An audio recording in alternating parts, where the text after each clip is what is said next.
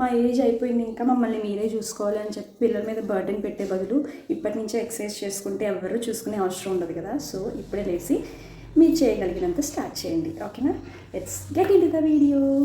And now the time is 9, 8 అయిపోయింది.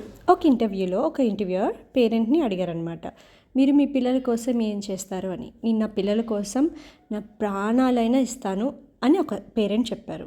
కానీ మనం ప్రాణాలు ఇవ్వడం కాదండి పిల్లలకి కావాలి. మనం ప్రాణాలు ఇస్తే మన పిల్లల్ని ఎవరు చూసుకుంటారు? మనం హెల్దీగా మన లైఫ్ స్టైల్ని మార్చుకుంటూ వాళ్ళతో యాక్టివ్గా స్పెండ్ చేస్తే అదే మనం వాళ్ళకి ఇచ్చే ది బిగ్గెస్ట్ గిఫ్ట్. కాదంటారా? కాదు అంటే నేనేం చేయలేను. ఒకవేళ అవును అంటే కనుక ఇప్పుడే మీ బాడీని మూవ్ చేసి హెల్దీగా తినడం స్టార్ట్ చేయండి. మన పిల్లలతో క్వాలిటీ టైం స్పెండ్ చేయడానికి కుదురుతుంది. ఓకేనా? If you like this video please like, share and subscribe to my channel. Follow for more. Bye.